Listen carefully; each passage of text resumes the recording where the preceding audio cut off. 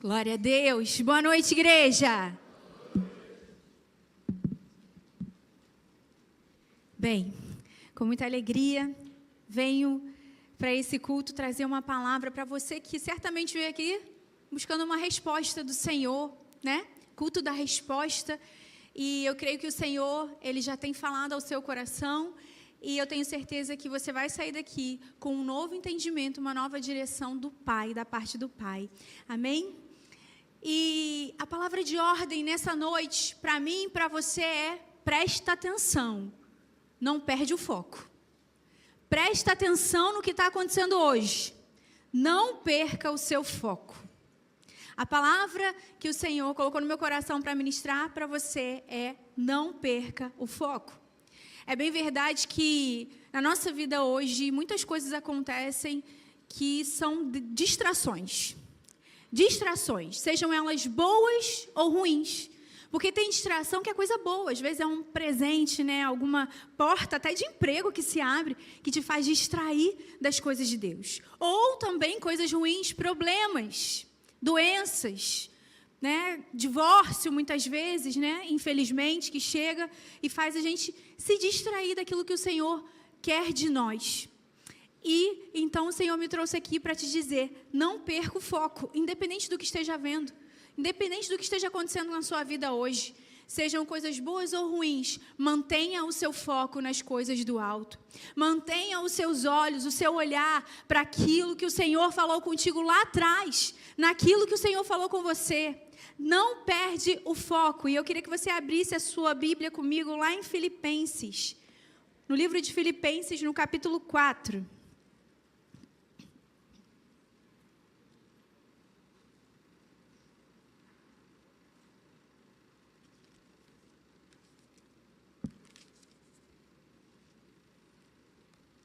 Filipenses, no capítulo 4.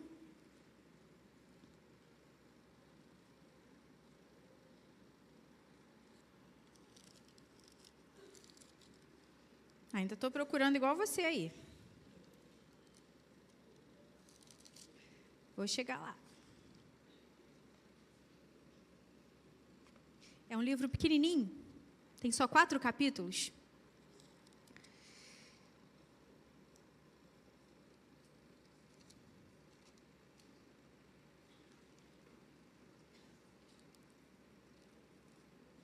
O livro de Filipenses, ele é um livro pequeno, você consegue ler ele em um dia.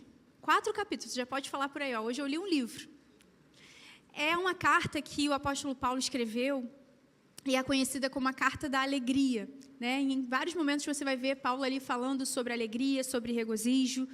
E ele escreve essa carta na intenção de alertar os irmãos daquela igreja sobre a unidade da igreja, sobre permanecerem firmes, sobre não perderem o foco, não se distraírem, mas permanecerem firmes em defesa da sua fé, né? Para que todos ali voltassem a olhar para isso, né? Paulo estava aqui temendo que esses irmãos, que eles perdessem ali o foco.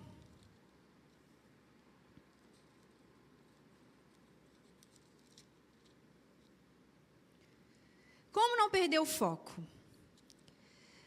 Em primeiro lugar, a gente precisa se alegrar no Senhor, independente da estação em que nós estamos vivendo. Deixa eu achar aqui, gente, porque eu não coloquei aqui qual era o capítulo. Alguém me ajuda aí. 4. 4, é isso mesmo. Eu falei e não estava achando aqui. Por isso, eu, prisioneiro no Senhor, peço que vocês vivam de maneira digna na vocação que foram chamados.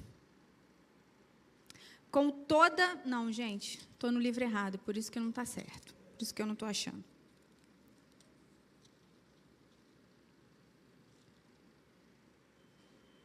Achei. 4:4. Alegrem-se sempre no Senhor. Outra vez digo, alegrem-se. Que a moderação de vocês seja conhecida por todos. Perto está o Senhor. Não fiquem preocupados com coisa alguma, mas em tudo sejam conhecidos diante de Deus os pedidos de vocês, pela oração e pela súplica, com ações de graças. E a paz de Deus, que excede todo entendimento, guardará o coração e a mente de vocês em Cristo Jesus. Finalmente, irmãos, tudo que é verdadeiro, tudo que é respeitável, tudo que é justo, tudo que é puro, tudo que é amável, tudo que é de boa fama, se alguma virtude há e se algum louvor existe, seja isso o que ocupe o pensamento de vocês. No versículo que a gente começou lendo aqui, o versículo 4, Paulo, ele dá uma direção aqui para esse povo dessa igreja. Ele diz, alegrem-se no Senhor. E ele frisa isso, ele fala, novamente eu direi, alegrem-se no Senhor. Por isso, que a primeira coisa que a gente precisa fazer para a gente não perder o foco é manter a nossa alegria no Senhor, independente da estação que a gente esteja vivendo. Eu não sei qual é a estação que você está vivendo hoje, talvez seja uma estação de luto, talvez seja uma estação de perda, talvez seja uma estação de um frio bem rigoroso, mas o que Paulo está dizendo aqui para mim e para você, o conselho dele é, independente do que você esteja vivendo, se alegre no Senhor. Deus está dizendo, se alegre em mim. Não olhe para as circunstâncias, não olhe para o que você não tem hoje, mas olhe para aquele que pode fazer todas as coisas, olhe para o Senhor e se alegre nele. Porque tudo isso aqui é passageiro, tudo isso aqui é circunstancial. Tem coisas que você está vivendo hoje que logo vão passar em nome de Jesus. Tem deserto que você está vivendo que em nome de Jesus em breve você vai chegar na terra prometida. Tem coisa que você está vivendo hoje que é boa, que infelizmente algumas delas vão passar também, porque a gente não vive em festa o tempo todo. O problema ele vem para todo mundo.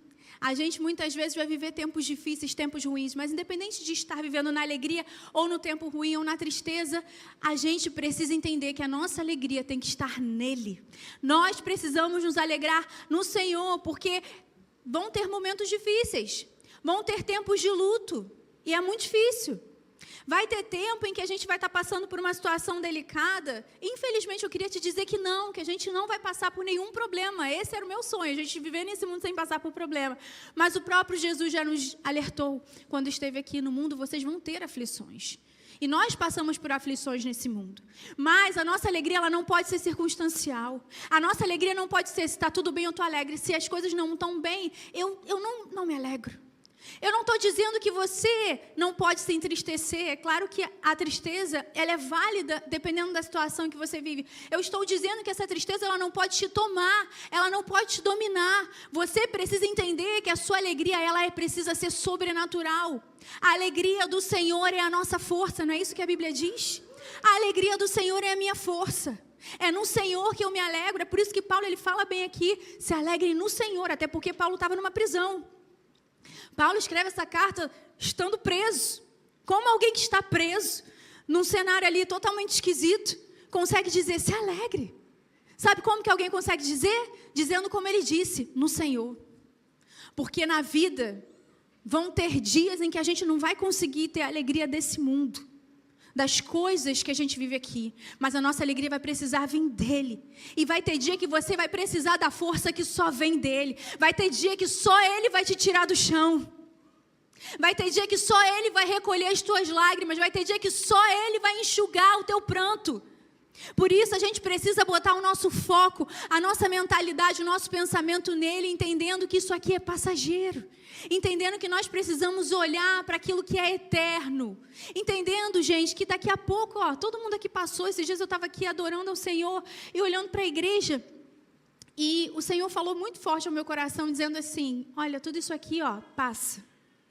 Daqui a um tempo, talvez 50 anos, sei lá, 100 é muito tempo. Nem se lembre mais quem vocês são, quem passou aqui. É claro que tem pessoas que têm legados eternos, né?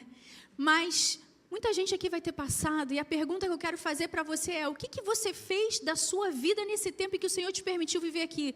Será que foi uma vida de inteira angústia e tristeza? Ou será que mesmo em tempos difíceis você foi aquela pessoa que se alegrou no Senhor, a ponto de outras pessoas olharem para você e dizer, como é que ela pode estar alegre diante disso? Como é que ela pode sorrir diante dessa vida que ela está vivendo?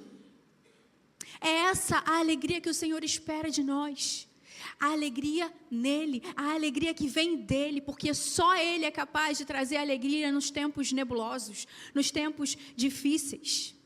Talvez você hoje não esteja encontrando esses motivos de alegria nem no Senhor. Talvez você esteja com a sua fé hoje enfraquecida. Ou então, A gente muitas vezes cai nesse erro, né, da satisfação que há no mundo, e eu não estou dizendo nem de pecado, mas assim, buscando alegria naquilo que o mundo nos oferece. Tem coisas boas, né, que a gente vai viver aqui no mundo, e talvez você está vivendo e buscando alegria em uma viagem, por exemplo, no trabalho, ou em pessoas, em coisas. E deixa eu te falar, talvez você até encontre alegria nisso, mas isso passa. O problema é que enquanto a gente busca alegria em pessoas ou em coisas, ou então a gente vive na depressão, né, deprimido porque falta alegria de alguma coisa dessa terra, a gente tem se distraído daquilo que realmente importa. E Satanás, ele tem usado muitas vezes essa distração para fazer a gente desanimar, paralisar e não percorrer, continuar na caminhada, mantendo foco para alcançar o propósito que Deus tem para cada um de nós aqui nessa terra. Nós precisamos ficar muito atentos. Tem coisas que chegam na nossa vida e podem nos paralisar por completo. Certa vez, uma pessoa que eu conheço, uma mulher de Deus, ela foi acometida por uma doença muito terrível. Para mim, uma das doenças mais terríveis que existe é o câncer. E o câncer chegou na vida dessa mulher.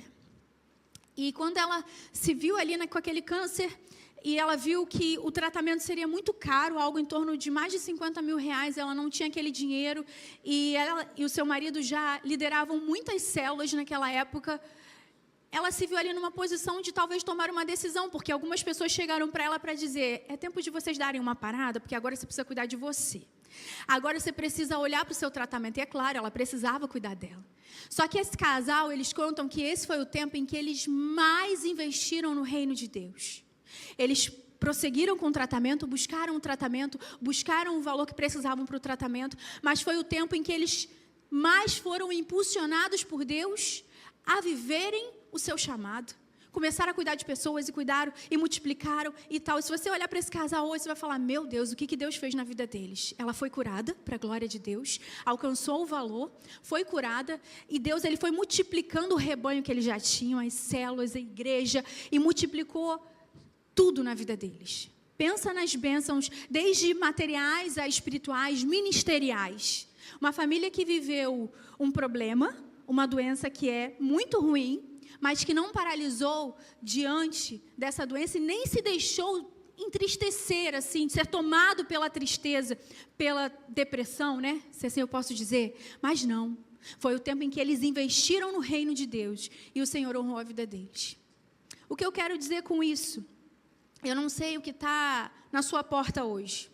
Eu não sei se há algum problema que você está enfrentando hoje. Mas a pergunta que eu quero fazer para você é impulsionado quando algo acontece ou você morre junto com o seu problema? Você é aquele tipo de pessoa que se permite desanimar, que quando alguma notícia chega, te abala, alguma doença talvez, alguma coisa acontece, ou não, você é impulsionado até a orar mais. Você é impulsionado a buscar essa alegria que o Senhor tem disponível, que é a nossa força. A alegria do Senhor é a nossa força. Será que nós estamos vivendo uma alegria circunstancial? Ah, não, se eu tiver dinheiro na conta, eu estou alegre. Ah, não, se eu conseguir uma promoção, se a minha situação financeira melhorar, ah, sim, eu me alegro. Fora disso, não. Ah, não, se eu tiver um amor, se a minha vida sentimental florescer, aí eu posso ver algum tipo de alegria.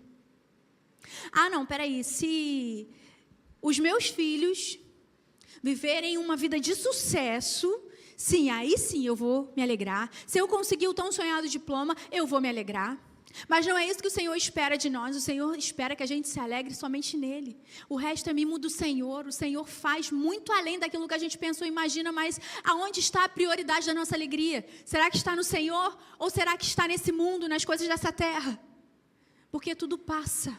Tudo passa. Não coloque o seu foco nas coisas ou pessoas, porque a alegria que você precisa, ela vem do Senhor. Se alegre no Senhor. Lembre-se disso. Nos dias mais difíceis da sua vida, se lembre, eu me alegro nele. Eu me alegro nele. A minha alegria vem dele. Em segundo lugar, como não perder o foco aqui, de acordo com essa carta que Paulo escreve aos Filipenses? Controle a sua ansiedade. Olha o que diz o versículo 6. Não fiquem preocupados com coisa alguma, mas em tudo sejam conhecidos diante de Deus os pedidos de vocês pela oração e pela súplica com ações de graças. Imagina uma vida sem ansiedade, uma vida sem preocupações. Impossível, né? A gente olha assim e fala, não, sem preocupação, é claro que a gente tem preocupação, né? Não faz sentido. O que Paulo está dizendo aqui para a gente é, pegue todas as suas preocupações, as suas ansiedades, os seus problemas e transforme em oração. Motivos de oração. O que Paulo está dizendo é, você quer se preocupar menos? Ore mais. Sempre que algum pensamento, alguma preocupação, se chegar no seu pensamento, na sua mente, comece a orar. Comece a orar, até porque, como o próprio Jesus disse, mesmo que a gente queira, a gente não consegue colocar nenhuma hora a mais no nosso dia. Por isso que Jesus diz, né, não andem ansiosos, vocês não, mesmo que queiram, o dia só tem 24 horas e ele vai continuar tendo. A preocupação excessiva gera ansiedade, e a ansiedade não ajuda. Muitas vezes, na maioria das vezes, ou todas as vezes, ela atrapalha. Atrapalha, porque para algumas pessoas gera até doença. Ansiedade, crise de ansiedade, gera câncer, preocupação excessiva. Então, ao invés de perdermos tempo, né? É claro que a gente não pode viver aquela vida, deixa a vida me levar e que se dane tudo. Não é isso que eu estou falando. Mas é você não colocar a preocupação, o seu problema, a sua situação no centro da sua vida. O centro da sua vida precisa ser Jesus. E a sua preocupação precisa ser transformada em oração. Ao invés de você viver preocupado, ansioso, viva em Jesus. Viva entregando todas as suas súplicas para Ele. Parece óbvio, mas quanto você tem orado ao Senhor sobre as suas preocupações, sobre os seus problemas? Porque a gente medita demais sobre eles, mas a Bíblia fala que a gente precisa meditar na palavra. E quanto mais a gente medita nos nossos problemas, mais a gente se vê sendo entrelaçado por eles. E não é isso que o Senhor quer. O Senhor, Ele permite problemas para que a gente possa ser testado, provado na nossa fé, para que a gente amadureça, para que a gente glorifique o nome dEle quando a gente for aprovado. Para que quando a bênção, o problema se resolver, o nome do Senhor seja glorificado. Para cada ansiedade, uma oração. Para cada pensamento de preocupação, uma oração. Gente, Paulo aqui, ele estava praticamente a caminho da guilhotina romana. Ele ia ser enforcado. Enforcado não, decapitado. Paulo estava aqui a caminho da sua morte. Mas Paulo, eu tenho certeza que ele não olhou para aquilo pensando, meu Deus, eu vou morrer, meu Deus, eu vou morrer. Já viu gente que assim, que olha o problema e fala, esse problema, não aguento mais, não consigo nem respirar direito. Não. Paulo, de dentro de uma cadeia, sabendo que ele ia morrer, ele escreve uma carta motivando outros. Será que seríamos capazes de fazer a mesma coisa? Diante da morte. Tipo, vai acabar. Minha vida vai acabar. Será que seríamos capazes de fazer como ele, motivar outros? Se alegrem. Pensem no Senhor. Não fiquem preocupados. Paulo, você vai morrer, você que está falando isso, é? Paulo, não fiquem preocupados, porque a ansiedade, a preocupação, ela distrai a gente, faz a gente perder o foco. A gente precisa viver como Paulo. Aqui no primeiro capítulo de Filipenses, Paulo fala algo que é muito até famoso aqui entre a gente. Talvez você já tenha ouvido. Ele fala, para mim, viver é Cristo e morrer é lucro. Paulo não estava preocupado se ele ia morrer, se ele ia perder as coisas que ele tinha, se é que ele tinha alguma coisa ainda a perder nessa terra. Paulo estava preocupado se o evangelho estava sendo expandido e se ele tinha cumprido o propósito dele. Eu quero te perguntar, será que temos nos preocupado sobre nós estamos cumprindo o nosso propósito aqui? Aquilo que o Senhor designou para que eu faça, o alvo que o Senhor colocou para mim para que eu chegue, será que eu estou preocupado em chegar lá? Será que eu estou preocupada em expandir o reino de Deus? Porque é isso que o Senhor entregou para cada um de nós, que nós falássemos do seu amor, de Jesus para todas as pessoas. Será que nós seríamos capazes de dizer, para mim, viver é Cristo? Tudo que eu faço é por Cristo. Viver é para Ele. Se eu vivo é por Ele. Porque a gente canta por Ele, para Ele, que eu estou gastando a minha vida, perdendo tudo por amor e com alegria. Dono dos meus dias. Será que Ele tem sido dono dos nossos dias? Ou será que a ansiedade e a preocupação têm tomado o lugar que é de Deus? Porque às vezes a gente coloca um problema gigante, Deus desse tamanhozinho. A gente está invertendo as coisas. Olha para o teu problema e fala assim, você é muito pequeno diante do Deus enorme que eu sirvo.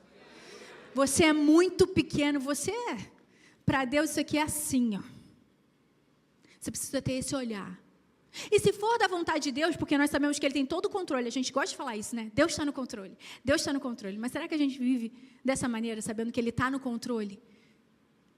Entendendo que Deus permite, Deus faz, Deus deixa de fazer e Ele é que decide. Será que nós temos vivido dessa maneira? Nós precisamos parar, refletir, analisar. Porque a ansiedade tem roubado muita coisa da gente. A ansiedade tem feito a gente tomar atitudes que não são para serem tomadas.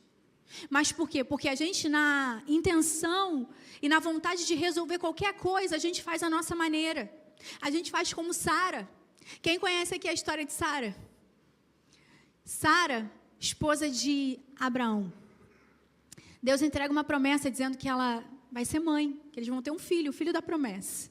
Só que essa promessa demora muito a acontecer. Poxa, Deus falou comigo. Essa promessa leva 25 anos para acontecer. Pô, Deus veio aqui pessoalmente e falou comigo. Não pode estar demorando tanto. Estou ansiosa. Sempre sonhei com isso. Cadê Deus? Onde é que está a realização da minha promessa, Senhor? Quer saber? Vou resolver. E o que ela faz?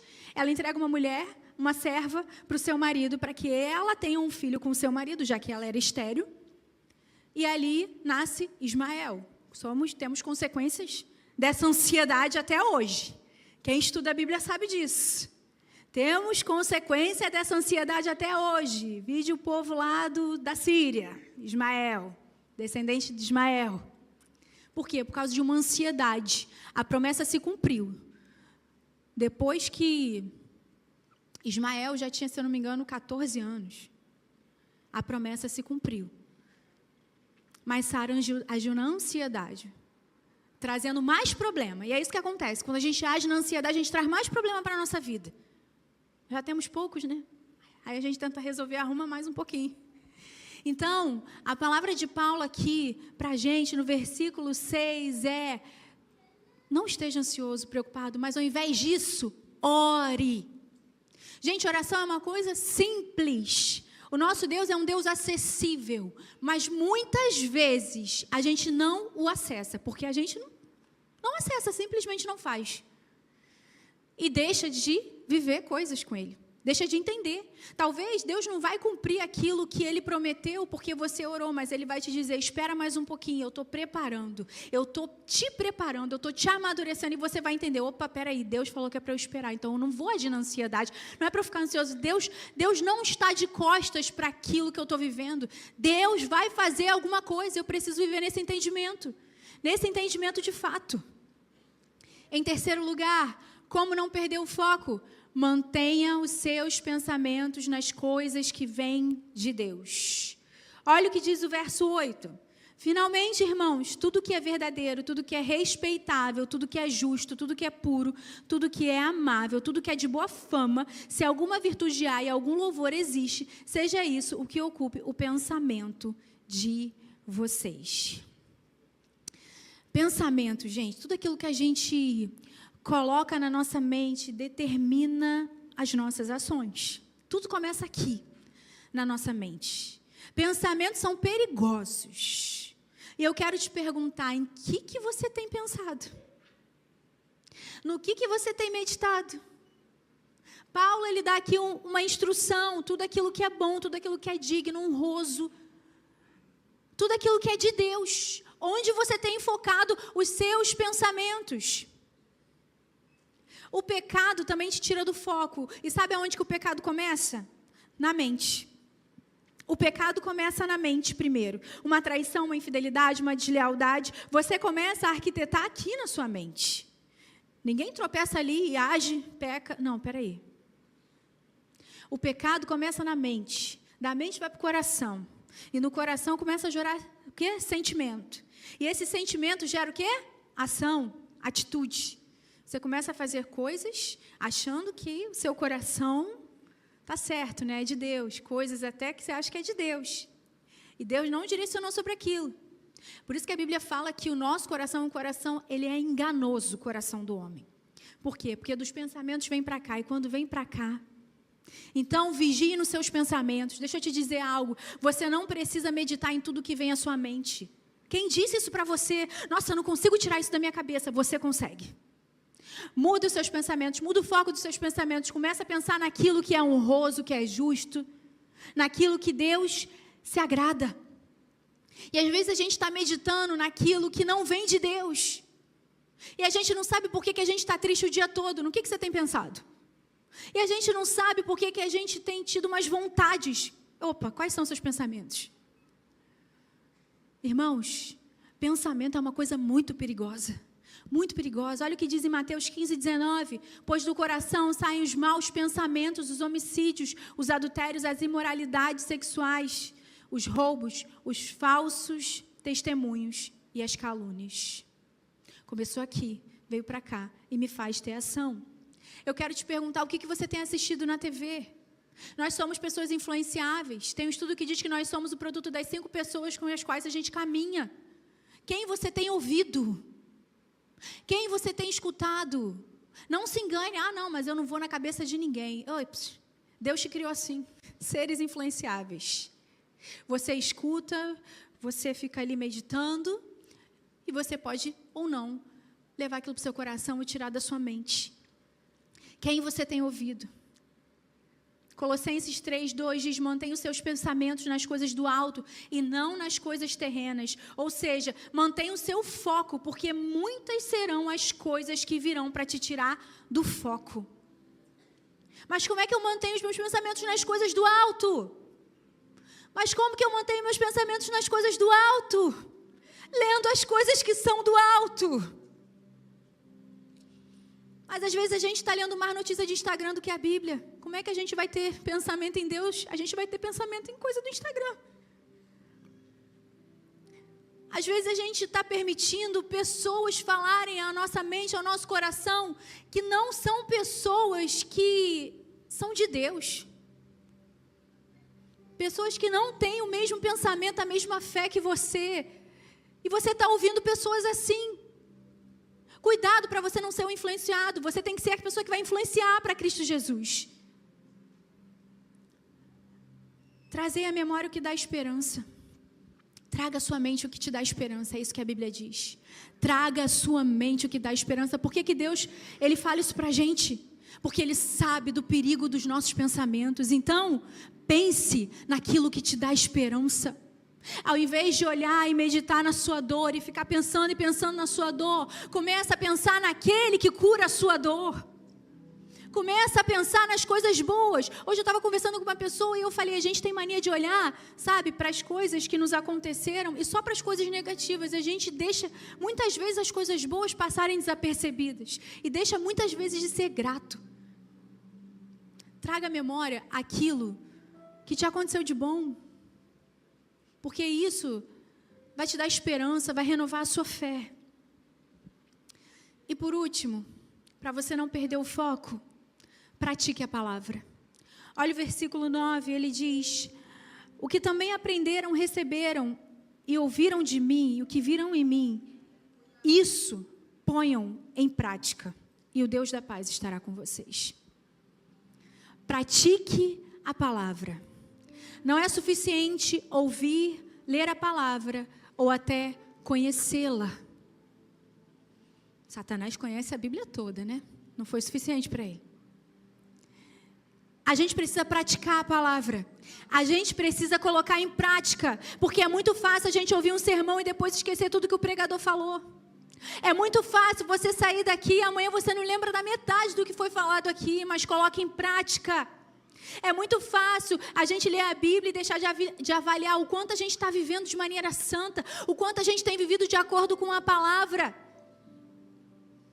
Jesus, em João 14, ele disse: me amares verdadeiramente, guardareis os meus mandamentos, eu rogarei ao Pai, e Ele vos enviará o Consolador, o Espírito Santo. E o Espírito Santo é aquele que vai nos orientar acerca daquilo que é de Deus e o que não é. O Espírito Santo, ele vai nos orientar sobre a prática da palavra, sobre manter o foco. Porque não adianta eu simplesmente querer me alegrar no Senhor, não que isso seja simples, mas não adianta eu me alegrar no Senhor, eu controlar a minha ansiedade, eu manter os pensamentos em Deus e não praticar a palavra quando é necessário praticar. E não praticar a palavra. Eu preciso obedecer. Porque a fé sem obras é morta. E Deus nos chamou para obras maiores. Então está na hora de você parar de olhar para as circunstâncias, olhar para briguinhas, coisas às vezes de família, e você não quer dar o braço a torcer. Isso não é praticar a palavra, porque o nosso Senhor disse: se for necessário, dê a outra face. O nosso Senhor disse: se for necessário, perdoe. Quantas vezes? 70 vezes 7 é um cálculo? Não. Jesus estava dizendo: é infinito, perdoe sempre. Perdoe. E tem muita gente se esbarrando na falta de perdão. E eu já falei isso várias vezes, a maior porta de possessão demoníaca é falta de perdão. Não é um super pecadão, não, é falta de perdão, que é pecado também. É ali que Satanás se faz. E a gente deixa de praticar a palavra nessas coisas. Praticar a palavra é fazer aquilo que Jesus faria. É reagir como ele reagiria. O que Jesus faria no seu lugar, na sua situação, é obedecer os seus mandamentos, porque em João 14 ele também diz: se você me ama verdadeiramente, você obedece os meus mandamentos. Se dissemos que o amamos, obedecemos aos seus mandamentos. Praticar a palavra é ser como Jesus é. Se Jesus falou que eu tenho que perdoar, eu vou perdoar. Se Jesus falou que eu não posso adulterar, eu não vou trair. Porque Jesus falou que eu não posso, isso é praticar a palavra. Se Jesus falou que eu preciso viver em comunhão, eu vou viver em comunhão, eu vou para uma célula, eu vou estar na igreja. Eu vou viver em comunhão. Se Jesus falou que tem que ser assim, eu vou fazer, isso é praticar a palavra. Se Jesus falou que eu preciso ser amável, eu vou ser amável com todos e não com poucos. É com todos. Se Jesus falou que eu preciso ser sal e luz, eu vou fazer a diferença, eu vou ser luz aonde eu for, eu vou ser sal para fazer a diferença aonde eu estiver. Para quem já conhece a luz, a gente está debaixo da luz, a gente tem que ser luz aonde está tudo escuro. Se Jesus falou que eu preciso ser manso e humilde, eu serei. Se Jesus falou para eu dar outra face, eu vou dar. Se Jesus falou para eu ser pacificador, eu vou fazer. Eu não vou ser aquela pessoa que vai colocar lenha no altar da confusão, não. Eu vou ser aquela pessoa que vai pacificar. Praticar a palavra. Praticar a palavra todos os dias. Praticamente. Você escuta algo da palavra na internet, com certeza. E todo domingo, algo da internet relacionado à palavra. E todo domingo, você escuta uma palavra que vem de Deus aqui através do pastor. O quanto nós temos colocado em prática? Jesus falou que a nossa fé vem pelo ouvir a palavra. E às vezes a gente está com a nossa fé fraca porque a gente não tem lido a Bíblia. Foi falado aqui em alguns domingos atrás sobre os benefícios da leitura da palavra. Quantas pessoas colocaram isso em prática? Quantas pessoas colocaram isso em prática? O texto aqui é claro em dizer: pratique a palavra e o Deus da paz estará com você. Pratique, coloquem em prática o que eu digo e o Deus da paz estará com vocês. E às vezes a gente não está encontrando paz, a gente não está tendo paz, a gente não está percebendo a presença de Deus porque a gente não está tendo a prática da palavra. Porque Deus ele não vai compartilhar com você, Ele não vai estar no ambiente onde há sujeira. Praticar a palavra é querer se limpar daquilo que é pecado. Viver a santidade. Tiago 1, 22, 25 ao 25 diz: sejam praticantes da palavra e não apenas ouvintes, enganando a vocês mesmos. Aquele que ouve a palavra, mas não a põe em prática, é semelhante a um homem que se vê no espelho, mas depois de olhar para si mesmo, sai e se esquece da sua aparência. Contudo, o homem que observa atentamente a perfeita lei da liberdade, em Cristo somos livres, e persevera na prática dessa lei, não se esquecendo do que ouviu, mas praticando, será bem-aventurado naquilo que fizer. Talvez a gente não esteja conseguindo êxito, ser feliz nas coisas que fazemos porque não estamos praticando a palavra. Porque o texto é claro em dizer aqui em Tiago, aquele que fizer essas coisas, que praticar, esse será bem-aventurado naquilo que fizer, esse será feliz naquilo que se propõe a fazer. E às vezes temos sido infelizes mesmo, em coisas que a gente começa a fazer. Hoje é dia de você avaliar. Como eu falei aqui no início, preste atenção, não perde o foco, não se distrai. Preste atenção. Se alegrem nele. Controle a sua ansiedade. Mantenha os seus pensamentos nele, nas coisas dele, no alto. E por último, coloque em prática tudo que você sabe. Como Paulo disse, tudo que você viu, tudo que você ouviu, começa a praticar. Em nome de Jesus.